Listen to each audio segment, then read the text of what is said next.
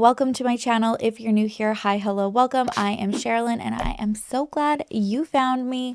If you're not new here, thank you for coming back and joining me every single upload. I love and I appreciate you so much. I also love and appreciate you so much for the love that you guys have been giving me on the Spotify launch. I'm so excited about it and just like in awe that you guys support everything that I do and just encourage me to just keep going. So thank you for all of the love on that. Another thing, viewer submissions are coming back. I'll get into like the whole thing when we do the first viewer submission, but literally on every single video I get questions like, when are viewer submissions coming back?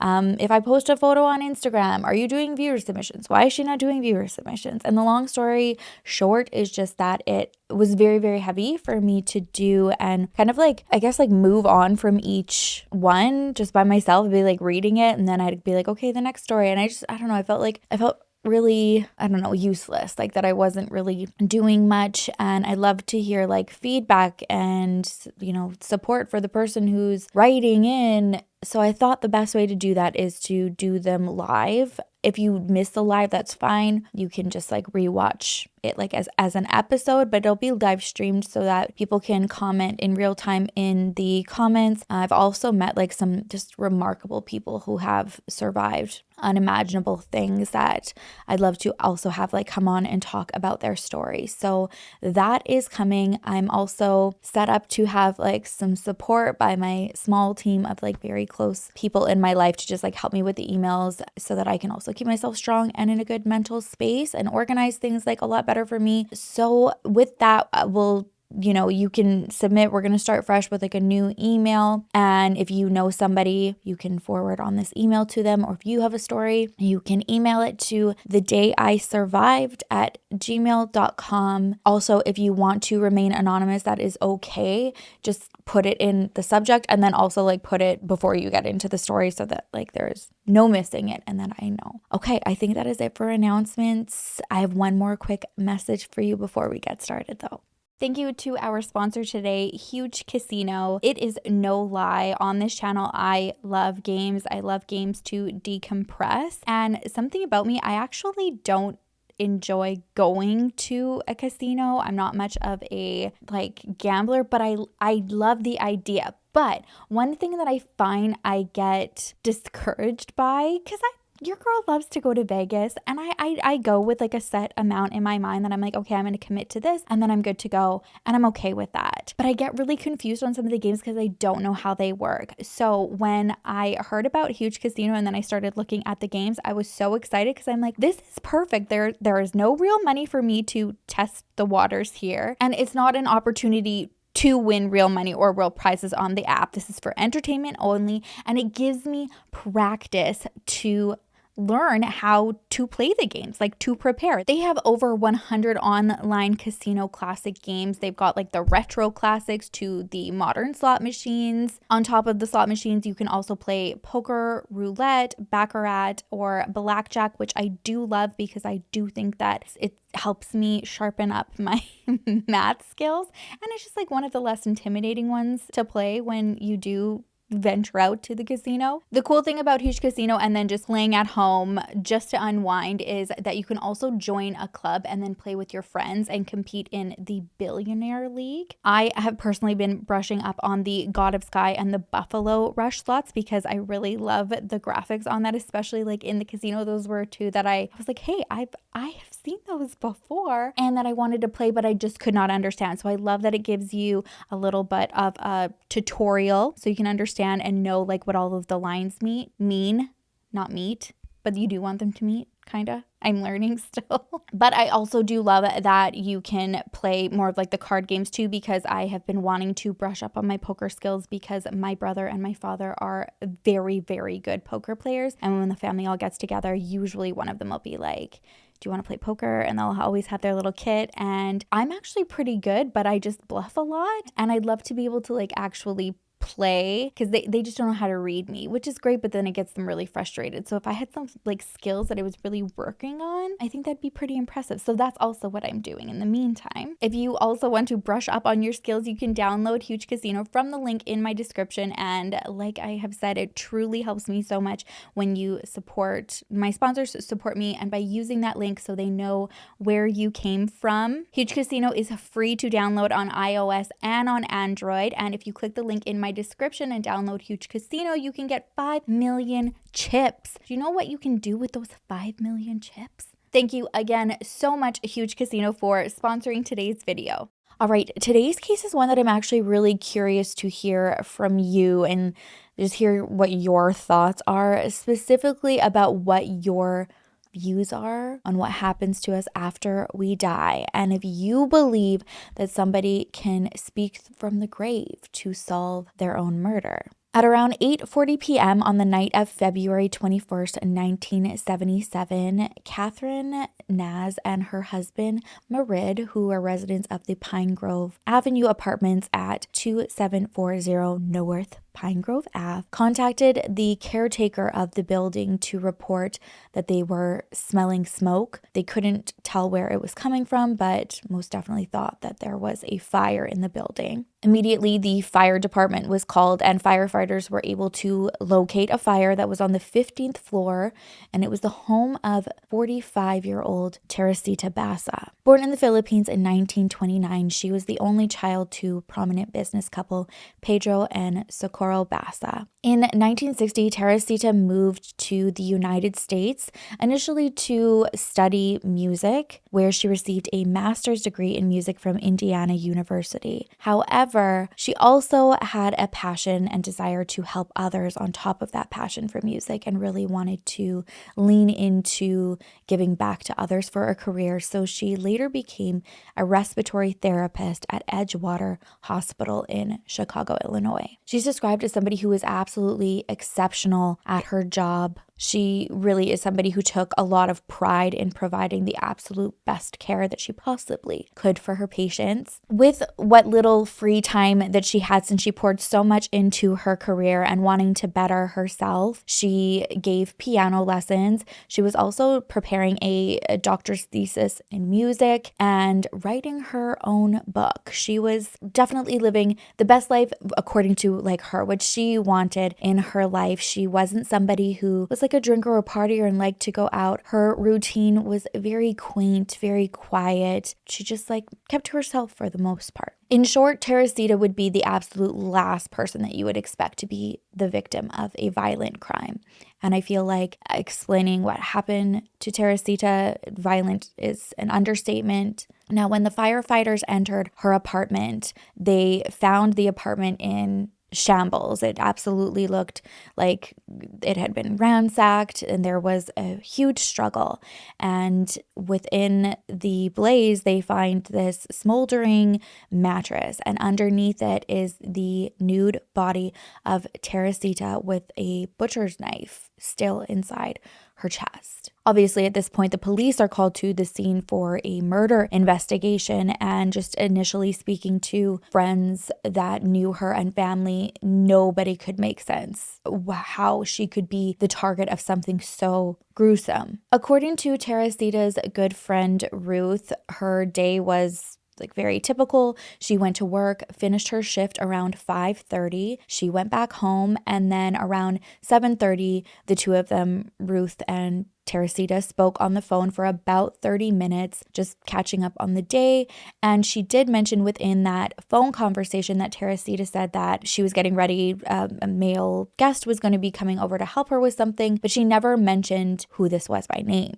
Naturally, the first thought after hearing there is potentially a male that is coming to the house, seeing the house in the condition that it was and her being nude, the investigator suspected that this was a sexually related crime and possibly by an unknown intruder. It maybe didn't even have anything to do with anybody that Teresita was expecting. And then that would also make sense why there was a fire started to potentially help get rid of any DNA. However, after the autopsy was conducted, it was determined that she had not been raped. The fact that with this investigation, you're dealing with somebody who is extremely unproblematic, there doesn't seem to be any apparent motive for a crime. It also didn't help that there was little evidence that they could go on because of the fire. Whatever the purpose of the fire was, to get rid of any DNA, it definitely worked. However, there was one piece of evidence that was found, and it was like a sheet, like of a memo paper. And on it, it said, "Get theater tickets for AS." So it was just initials, AS. So AS climbs to the top of the suspect list. Unfortunately, though, they didn't know who the initial stood for, nor did anybody in Teresa's like very small, tight circle. It was 5 months that went by with no leads and obvious signs that the case is going cold. That is until acquaintance coworker of Teresita's named Remy Chua and her husband, Dr. Jose Chua, contacted Detective Joe Stachula. I don't want to pronounce that wrong. Stachula, the lead detective on the case, and they were claiming to have information about Teresita's murder. Now, this whole interaction started off pretty uncomfortable and awkward. They were obviously hesitant to share what they knew because they said that they knew what they were about to say was going to not make a lot of sense. They were still trying to make sense of it themselves, and were not going to be offended if the detectives didn't believe what they were going to say, but they felt compelled to at least come by and share what they knew. They said shortly after Teresita's murder, Remy started having visions and dreams where Teresita would appear to her. Now, according to her, this started when she had decided to have a nap in the nurse's lounge one day, and she said that she woke up, it's the middle of the day, so she's seeing things very clearly, and she sees Teresita standing in front of her, and she knows that she is not alive, and she just panics and she leaves the room and doesn't want to tell anybody and think that she's losing her mind. So she doesn't say anything, and that was the beginning. Her dreams continued. They were very real, she said, very haunting. Initially, she's just thinking, okay, like this is some way that my subconscious is just dealing with a gruesome death of a woman that works at the same hospital as I do, and she's trying to brush it aside. It's still not helping at all. She can't stop thinking about it. She can't stop seeing her in her dreams. She even goes and speaks to a professional, like a medical professional, and is given medication to see if it can help, and it doesn't. In fact, like it gets worse. And up until this point, it was just happening to Remy. And one night, Remy was asleep, and according to her husband, Dr. Chua, his wife wakes up, but she kind of like wakes up in this trance state, and she starts speaking Tagalog, which is the native language in the Philippines. It's a language his wife is familiar with, but not a language that she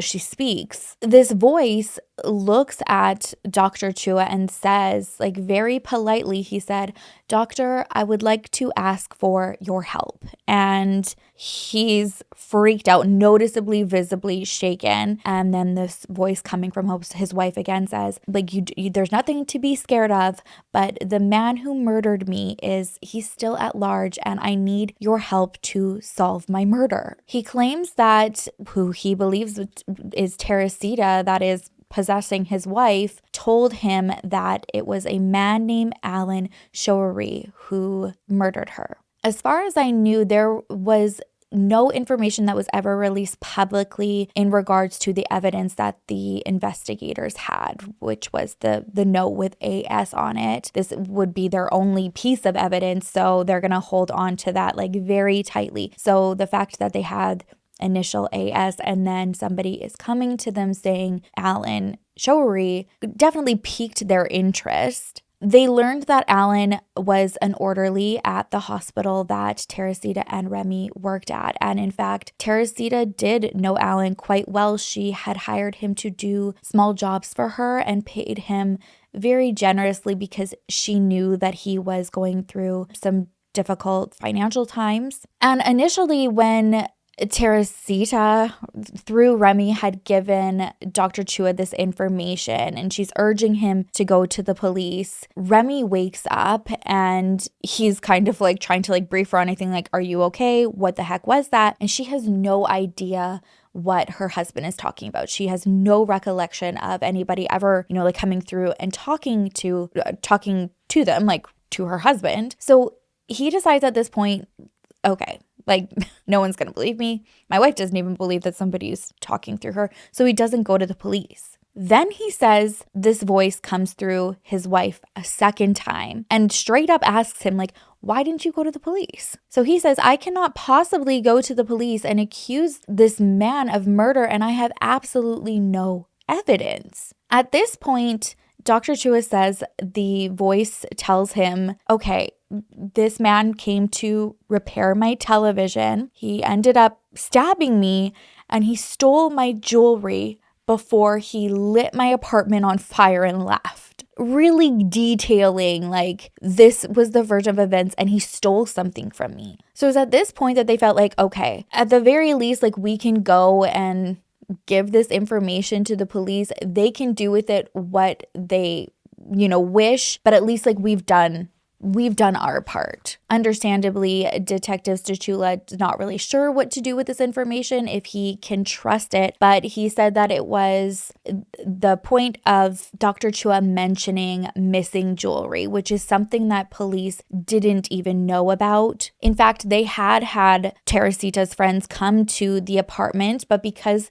she lived a relatively quiet life at home, she didn't have like many people over and hosting like dinners and going through and being like, oh, look at, this is all my stuff. No one noticed if anything was missing. So really they had nothing to lose at this point. For 5 months, there had been no leads. So they decide to look into Alan's background, and they do confirm that Teresita and him were co-workers. They did know each other, and in fact, he had plans to go to her house that evening to do some repair on her television. So Alan's brought in for questioning, and he does confirm, yeah, you know what, you're right, I did. I went to the apartment to repair the television, but I left pretty quickly when I realized that I didn't even have the tools that I needed, and I wasn't going to be able to do the job. So I just left and I didn't go back. And he isn't budging from this statement. He says that's all that he knows and all that he can help with the investigation. So the next thing the detectives do is they contact his pregnant girlfriend, a woman named Yanka, and they ask her if recently she's been given any gifts by Alan. And she says, yeah, actually, I have. I got a late Christmas gift from Alan recently, which was some jewelry, a pearl cocktail ring and a jade pendant. She hands this over to the investigators who show it to Teresita's family, and they are in fact able to confirm that it belongs to Teresita. In fact, the ring was a gift to Teresita and it belonged to her mother. At this point, Alan is brought back and confronted with the evidence, and he ends up confessing to Teresita's murder. He says that after he left her apartment, he had made a plan to go back and rob her house because he was desperate.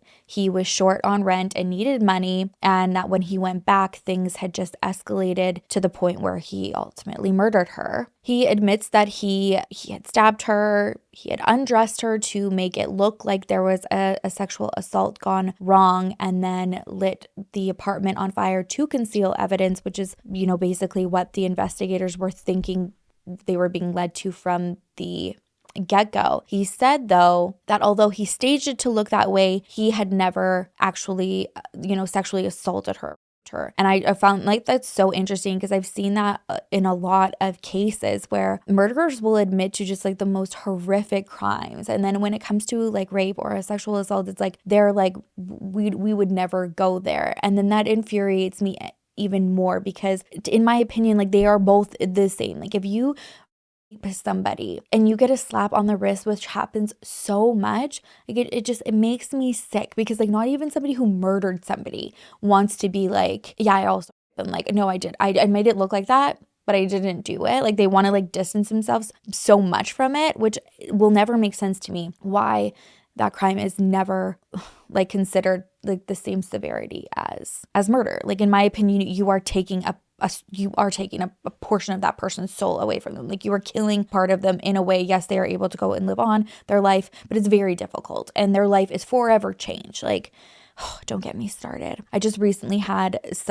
I'm always sharing it actually on Instagram, where they're constantly letting these predators out, especially when they're crimes involved with children, and letting them out with like the warnings and being like they actually are, very high risk to offend again. So be careful. This is where we're going to release them though. And then sure enough, it's like I usually say like, are we gonna bet that this is less than a week? And it is. Like, it's a joke. It makes me, okay. It's my tangent. I was looking through something the other day and I remembered I had mentioned this, like it had been over a year ago in another video, and here we are again. And I'm just, nothing's changed. Now, after confessing, Alan had a change of heart. He wanted to redact his confession, saying that he only did it because the police had threatened to also arrest his pregnant girlfriend if he didn't. And his lawyer tried to have everything also thrown out, basically just being like, this is an absolute joke, like we're going to trial based on a testimony of a ghost, really. At the end of the day, the judge did decide that this case should go to trial. The judge felt like that there was enough evidence, outside of the, not confession, but like the story, the evidence from Remy and Dr. Chua. And as much as the prosecutors wanted to be like, okay, like it's not like we're,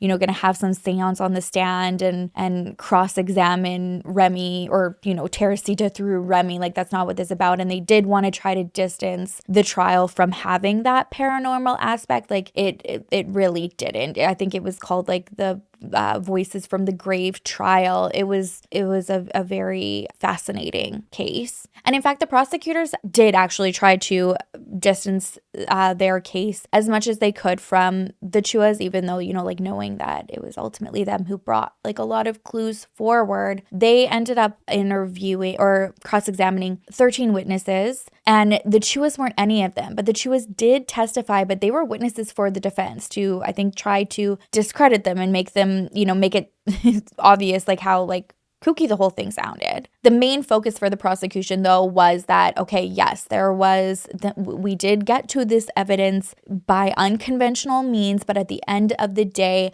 there was information that was provided that the police did not know that actually did tie Alan to this murder, which was the jewelry. However, on the 5th day of trial, Alan says in court that he had only confessed to the crime because the police had fed him information. He said that they had threatened to arrest him and his girlfriend if he didn't, and that he did not kill Teresita. He claimed to have an alibi. He said that he had gone to dinner with his girlfriend. After dinner, he went and had some drinks with his neighbor and played some darts around 7:30 p.m. Ultimately, what happened is his trial ended up in a deadlocked jury, so it was a mistrial. It ended on January 26, 1979. And then less than a month later, on February 23rd, 1979, Alan ended up pleading guilty again. There are a lot of speculations as to why he did this. One of the main things being that if he had pled guilty,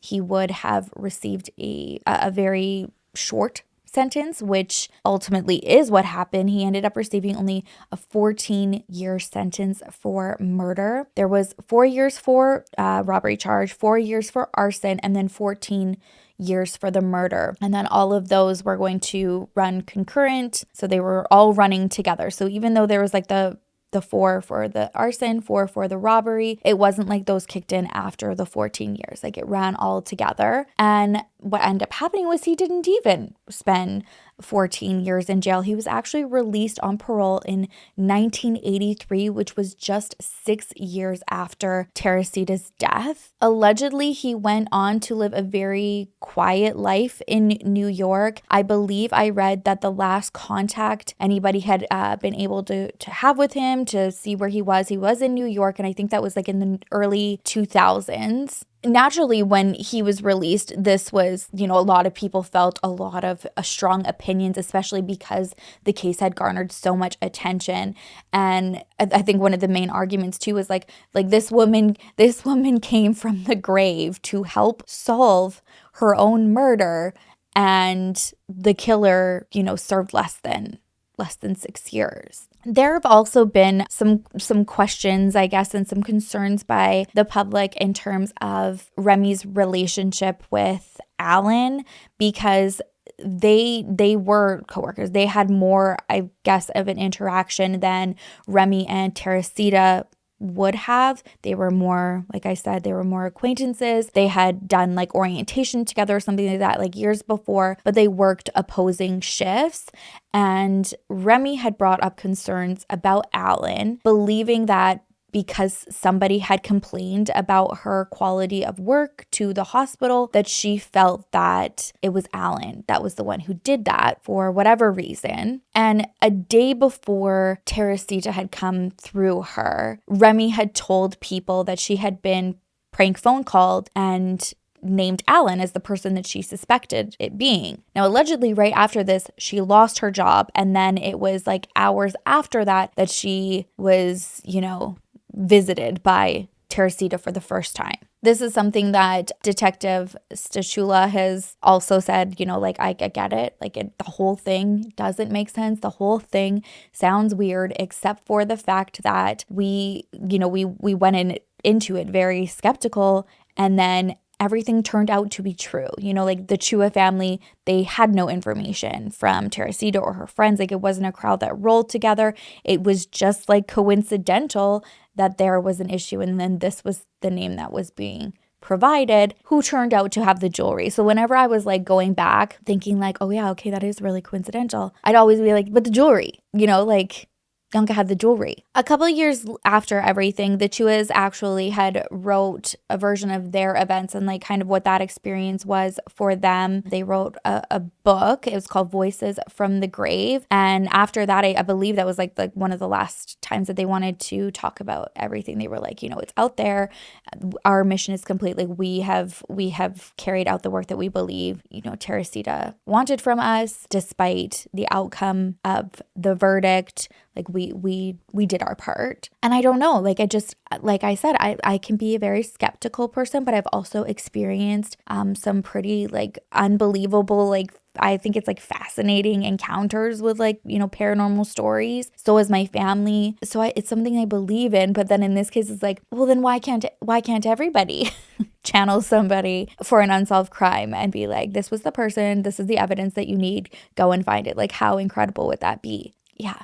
I don't know. I'm just like, I'm gobsmacked by this case. I definitely want to hear your guys' thoughts. Specifically, like, okay, I know at the beginning I was like, okay, like, do you think that somebody could help solve their murder? So when, you know, I want to know like what your thoughts were when I first said that, and then given everything and how this all played out, and then the evidence that actually did come through, you know, now has that opinion changed? Or was the opinion the same the whole time? I want to know. All right, that's it for me today. Thank you so much for watching. I, again, want to thank Huge Casino so much for sponsoring today's video. And if you click the link in my description and download Huge Casino, you can get 5 million chips. Thank you guys always for watching and supporting me. I'm very excited to hear your guys' thoughts in the comments. I will see you in the next video. I will miss you terribly. Until then, make sure to love each other, love yourself, and I will see you soon.